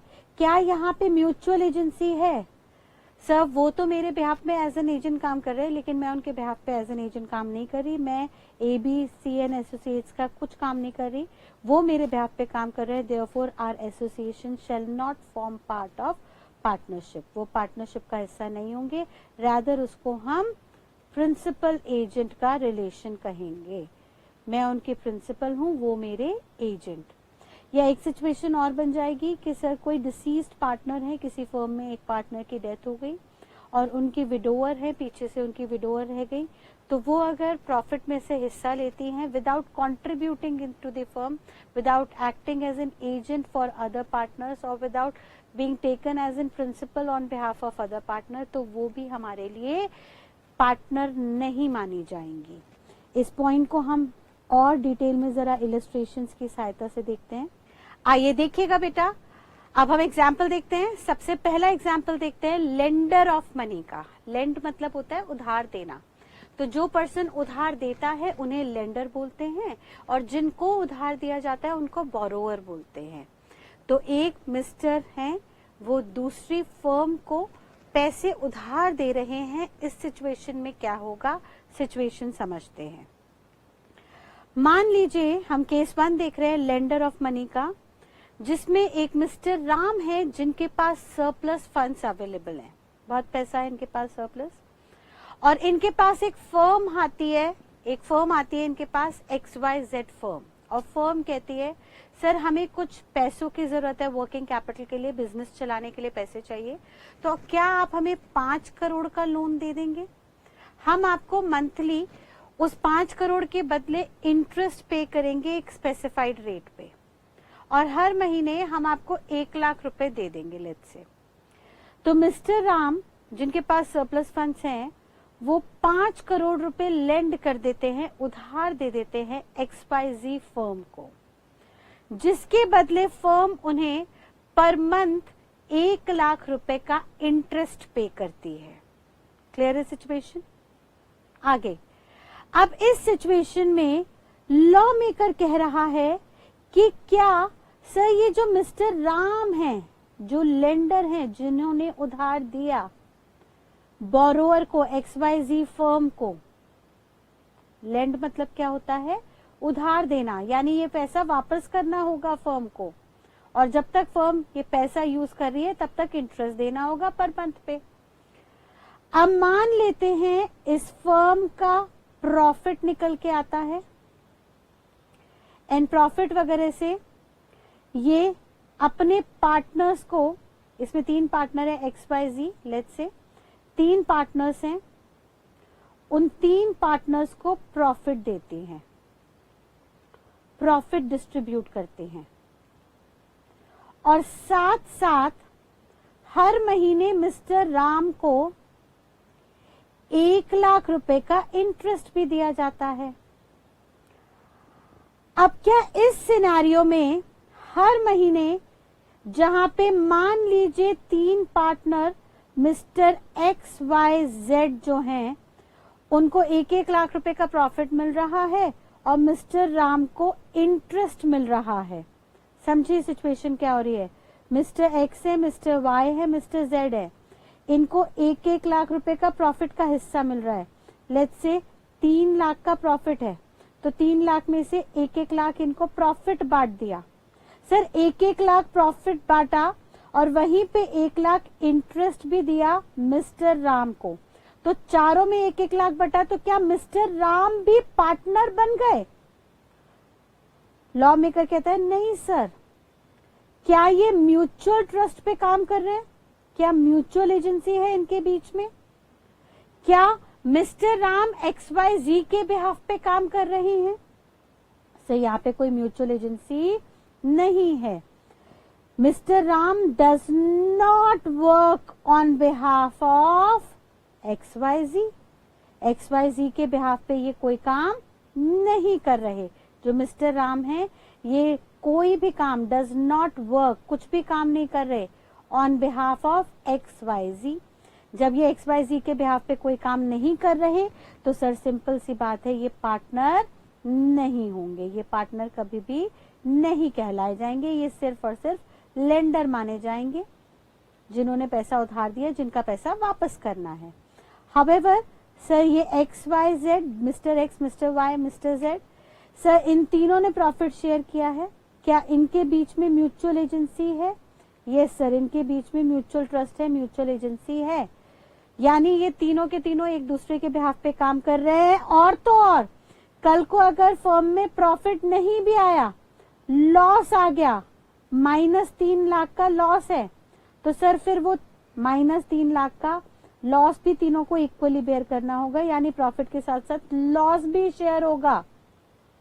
जो लॉस मिस्टर राम के साथ नहीं बेयर होता, तो इसका मतलब राम तो पार्टनर नहीं है, लेकिन प्रॉफिट के साथ लॉस शेयर कर रहे हैं XYZ, देयरफॉर ये तीनों पार्टनर्स माने जाएंगे।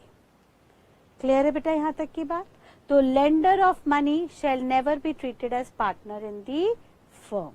क्लियर? नेक्स्ट अगला केस देखिए। सेकेंड केस हम बनाने जा रहे हैं गुडविल ओनर का।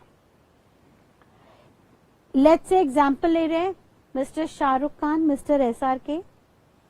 इनकी गुडविल है, इनकी मार्केट में वैल्यू है, और एक कंपनी है बायजूस जो लर्निंग एप्लीकेशन देती है, स्कूल के बच्चों को पढ़ाती है मोबाइल पे थ्रू डिफरेंट एप्लीकेशन कोर्सेज। अब बायजूस लर्निंग ऐप ने, मान लेते हैं फॉर एग्जाम्पल बायजूस एक फर्म है, लेट्स से, वैसे तो वो कंपनी का रूप ले चुकी है, बट जब ये शुरुआत में शुरू हुई थी तो लेट्स से ये एक पार्टनरशिप फर्म थी।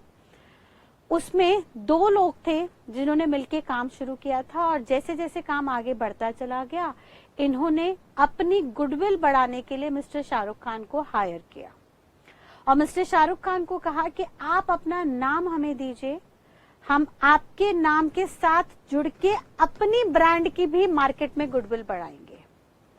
अब मिस्टर शाहरुख खान कहते हैं कि मेरे नाम से आपको गुडविल मिलेगी, मेरा क्या फायदा होगा? तो बायजूस एप्लीकेशन कहते हैं कि सर आपको कुछ नहीं करना, आपको सिर्फ अपना नाम देना है और टाइम टू टाइम कभी कभी हमारे लिए एडवर्टाइजमेंट करना है। लेकिन क्योंकि आपने परमानेंटली हमें नाम दे दिया, अपनी गुडविल हमें दे दी, तो उसके बदले हर महीने हम आपको कुछ गुडविल के चार्जेस भेजेंगे।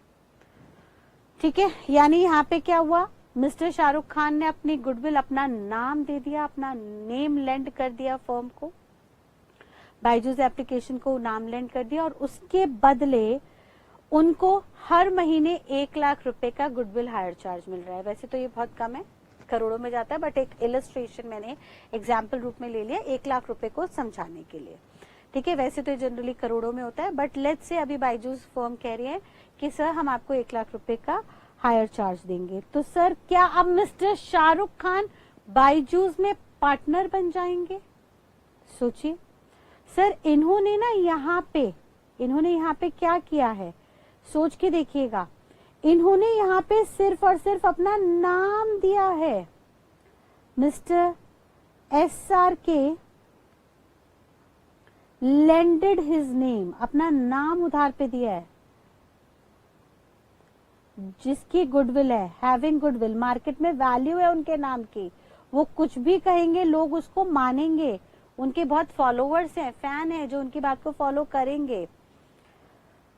लेकिन बायजूस जो लेट्स से एक फर्म है, लेट्स से, मैं बार बार कह रही हूँ ये वैसे अब कंपनी बन चुकी है बट हम इनिशियल स्टेज ले रहे हैं। मान लीजिए इन्होंने एज अ फर्म काम शुरू किया और शुरुआत में इन्होंने मिस्टर एसआरके का नाम लिया, तो क्या यहाँ पे मिस्टर एसआरके पार्टनर बन गए?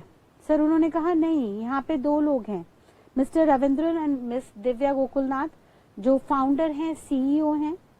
लेट्स से ये दोनों पार्टनर हैं, ये लॉसेस और प्रॉफिट्स दोनों शेयर करते हैं, ये एक्टिविटीज में इन्वॉल्व हैं, ये म्यूचुअल एजेंसी शेयर करते हैं। लेकिन मिस्टर एसआरके जो हर महीने 1 लाख रुपए गुडविल के चार्जेस ले रहे हैं, क्या उनको भी हम पार्टनर मान लें? सर मान लीजिए ये जो हैं मिस्टर रविंद्रन और दिव्या गोकुलनाथ, ये पार्टनर हैं, इनको प्रॉफिट शेयरिंग जाता है 1-1 लाख रुपए का। लेट्स से बहुत कम अमाउंट है, ज्यादा होता है, मैं एक रफ एग्जांपल बनाने के लिए कह रही हूँ। और मिस्टर शाहरुख खान को भी 1 लाख रुपए जाता है एज गुडविल हायर चार्ज। तो क्या मिस्टर रविंद्रन और मिस दिव्या गोकुलनाथ पार्टनर माने जाएंगे? चेक कर लेते हैं। सर क्या यहाँ पे एग्रीमेंट है दोनों के बीच में? यस। क्या 2 और मोर पर्सन है? यस। क्या यहाँ पे प्रॉफिट शेयरिंग है? यस। क्या यहाँ पे बिजनेस है? यस। क्या यहाँ पे म्यूचुअल एजेंसी है? क्या दोनों एक दूसरे के बिहाफ पे काम कर रहे हैं? कल को मिस दिव्या से कोई गलती हो गई तो क्या मिस्टर रविंद्रन रिस्पॉन्सिबल है, या मिस्टर रविंद्रन से गलती हो गई तो मिस दिव्या उसकी जिम्मेदारी लेने को राजी हैं? यस, यहाँ पे म्यूचुअल एजेंसी भी है, देयरफॉर ये दोनों पार्टनर माने जाएंगे, इन दोनों को पार्टनर माना जाएगा। लेकिन क्या mister Shahrukh Khan mutual agent हैं? यानी मिस्टर शाहरुख खान जो हैं बायजूस के रविंद्रन और दिव्या को अपना नाम दे रहे हैं, लेकिन क्या उनके बिहाफ पे कोई काम कर रहे हैं? सर ये एज एन एजेंट काम कर रहे हैं, उनके बिहाफ पे ऐड करते हैं। यानी बायजूस जो है वो प्रिंसिपल है और मिस्टर शाहरुख खान जो है एजेंट है। Mister Shahrukh Khan as an agent Byju's के लिए काम कर रहे हैं, उनको अपना नाम दे रहे हैं। लेकिन क्या बायजूस मिस्टर शाहरुख खान के बिहाफ पे काम करती है? शाहरुख खान सर कौन सी मूवी में रोल प्ले करेंगे, कौन सी मूवी चुनेंगे, कौन सी मूवी को प्रोड्यूस करेंगे, प्रोडक्शन हाउस में लॉन्च करेंगे, ये सब बातें क्या बायजूस तय करता है? यानी क्या mister SRK being a principal उनके बिहाफ पे बायजूस एज एन एजेंट कुछ काम कर रहा है?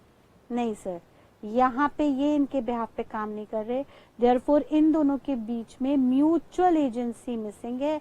और क्योंकि दोनों के बीच में म्यूचुअल एजेंसी मिसिंग है, therefore mister Shahrukh Khan shall never be treated as partner, उनको हम पार्टनर नहीं मानेंगे क्योंकि वो म्यूचुअल एजेंट नहीं है। हाउएवर बायजूस में मिस्टर रविंद्रन और मिस दिव्या दोनों के बीच में म्यूचुअल एजेंसी है, therefore both of them shall be treated as partner. Clear है बेटा यहां तक की बात? आगे फर्दर नेक्स्ट तीसरा केस, थर्ड केस देखिएगा। हमने कहा सर लेंडर पार्टनर नहीं है, गुडविल लेंडर भी पार्टनर नहीं है, एजेंट हम ऑलरेडी देख ही चुके हैं। मान लीजिए सर एक स्पाइस की हॉटस्पॉट शॉप है और एक कंपनी है स्पाइस की, इंडियन कंपनी स्पाइस है जो मोबाइल मैन्युफैक्चर करती है, और उन्होंने हॉटस्पॉट को अपना एजेंट हायर किया है। हॉटस्पॉट एक इंडियन ब्रांड है जिन्होंने अलग अलग लोकेशंस पे फ्रेंचाइजी दी है, हॉटस्पॉट के सेंटर खुले हुए जहां पे हर कंपनी के मोबाइल फोन बिकते हैं।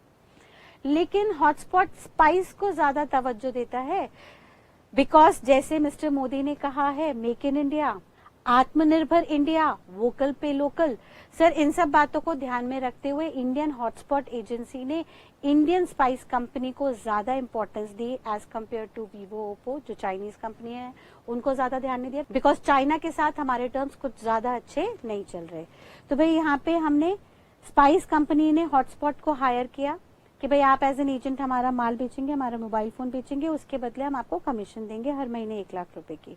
अब लेट्स से वैसे तो स्पाइस अगेन कंपनी है, बट प्रैक्टिकल आपको विजुअलाइज करने के लिए मैंने एग्जांपल लिया कि मान लीजिए स्पाइस भी एक फर्म है और ये फर्म हर महीने क्या करती है, जो इसके पार्टनर हैं, लेट्स से 3 पार्टनर हैं, उनको 1-1 लाख का प्रॉफिट देती है और हॉटस्पॉट को कमीशन देती है 1 लाख रुपए का।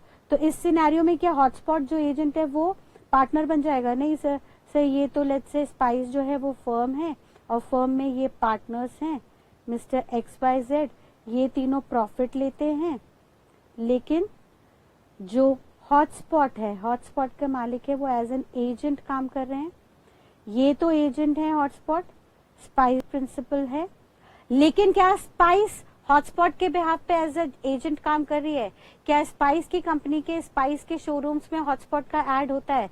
नहीं सर, ये एज एन एजेंट काम नहीं कर रहे on behalf of hotspot as a principal. Therefore simple सी बात, यहाँ पे mutual trust, mutual agency missing है, और क्योंकि यहाँ पे म्यूचुअल एजेंसी मिसिंग है, therefore hotspot being an agent, जो भले ही कमीशन चार्ज कर रहे हैं, उनको हम एजेंट का ही दर्जा देंगे, वो कभी भी पार्टनर नहीं माने जाएंगे। क्लियर है? Third example. Then fourth, last and fourth example देखिएगा बेटा। हमने कहा सर चौथा केस हम मान लेते हैं विडोअर का। लेट्स से एक फर्म है जिस फर्म में 3 पार्टनर हैं, ठीक है। एक एग्जाम्पल ले लेते हैं, एक फर्म है, इस फर्म में 3 पार्टनर्स हैं। ये फर्म है ABC, इसमें पार्टनर हैं 3, mister A, mister B and mister C। आगे चल के मिस्टर C की डेथ हो जाती है और मिस्टर C की वाइफ हैं Mrs C, who is now a window. इनको, ये ज्यादा पढ़ी लिखी नहीं है, इनको कोई बिजनेस नॉलेज नहीं है, ये फर्म में एज एन एजेंट कुछ काम नहीं कर सकती, फर्म के बिहाफ पे कुछ काम नहीं कर सकती। तो भाई सिंपल सी बात, जब ये कुछ काम ही नहीं कर सकती फर्म के बिहाफ पे, यानी यहाँ पे म्यूचुअल ट्रस्ट मिसिंग है, म्यूचुअल एजेंसी मिसिंग है।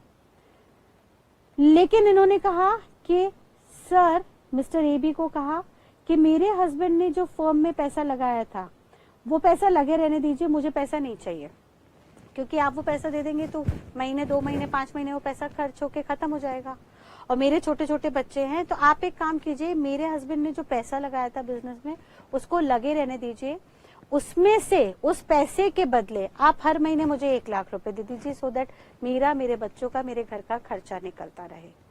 तो उन्होंने कहा late money invested bye my husband be in the firm only. Husband द्वारा लगाया हुआ पैसा फर्म में ही लगा रहने दीजिए, जो उसका आपको करना आप कीजिए।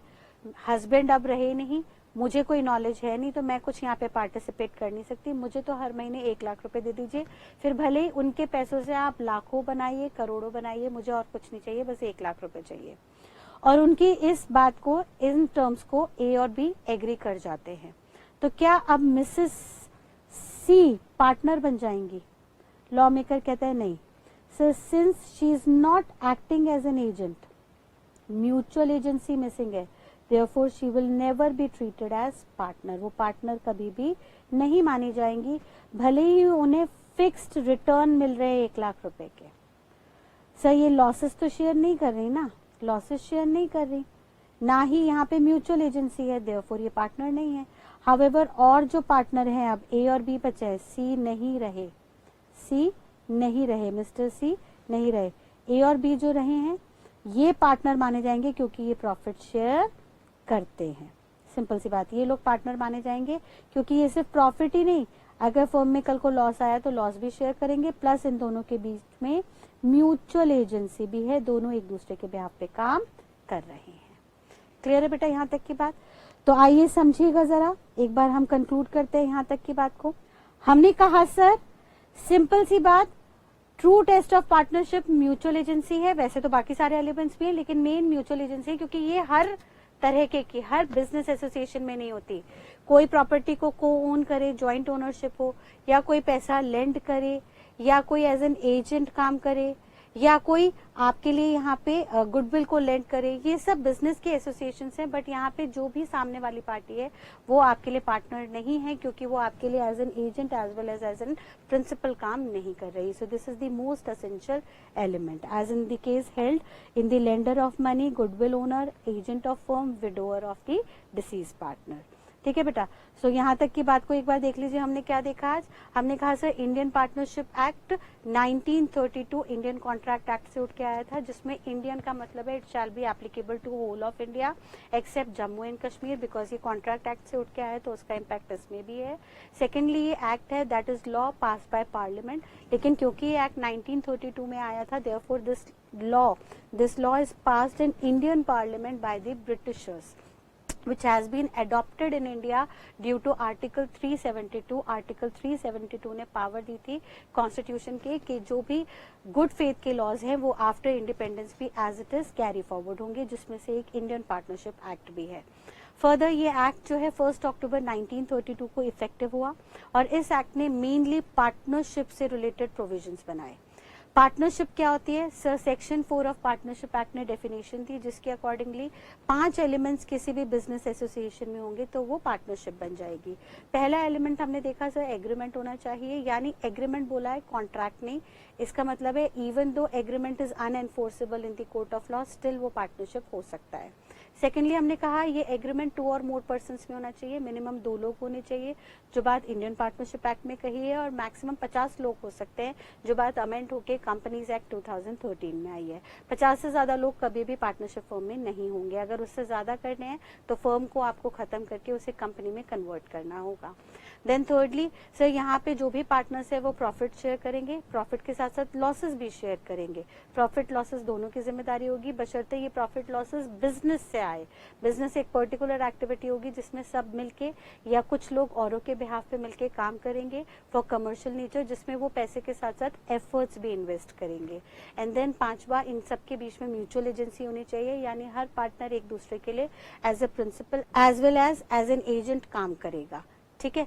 इसमें कहा उन्होंने सर म्यूचुअल एजेंसी होनी बहुत जरूरी है. This is the true test. वैसे तो सारे एलिमेंट्स होने चाहिए, लेकिन मेन एलिमेंट म्यूचुअल एजेंसी का जरूरी है, जो लेंडिंग के केस में, जॉइंट ओनरशिप के केस में, विडोअर के केस में, या आपके एजेंट के केस में, या आपके गुडविल लेंडिंग के केस में अवेलेबल नहीं होता. तो जहां पे म्यूचुअल एजेंसी नहीं है वहां पे पार्टनरशिप एग्जिस्ट नहीं कर सकती. और अगर पार्टनरशिप एग्जिस्टेंस में आई तो जो भी लोग मेंबर्स हैं उनको पार्टनर का नाम दिया जाएगा, और पार्टनर जो हैं उनको 3 स्टेटस दिए जाएंगे. ट्रिप्लिकेट अथॉरिटी होगी, यानी वो एज अ पार्टनर भी काम कर सकते हैं. दूसरा, यानी वो पार्टनर तो है ही हैं. दूसरा, वो प्रिंसिपल भी हैं सारे पार्टनर्स के, यानी उनके बिहाफ पे और पार्टनर्स काम करेंगे. एज वेल एज तीसरा, वो एजेंट भी हैं, यानी उनकी भी जिम्मेदारी होगी कि वो बाकी पार्टनर्स के बिहाफ पे काम करें. ठीक है बेटा. सो आज की क्लास को हम यहीं पे कंक्लूड करते हैं. इसके आगे के प्रोविजंस को हम नेक्स्ट क्लास में देखेंगे. Till next class, thank you and God bless you all. Bye bye.